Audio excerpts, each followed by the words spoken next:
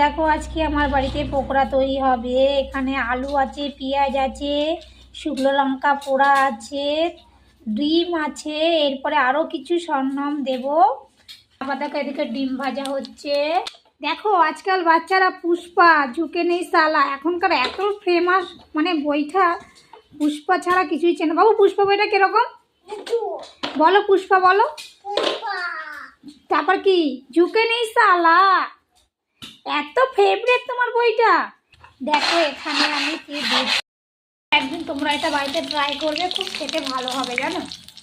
এটা তোমার কী কী লাগবে, আলুটাকে কুচি কুচি করে কেটে পেঁয়াজটাকে দেবে, পেঁয়াজের সঙ্গে কর্নফ্লাওয়ার দেবে, একটু সুজি দেবে, ডিম দেবে, ধনিয়া গুঁড়ো, জিরের গুঁড়ো, যাবতীয় মশলাপাতি দেবে।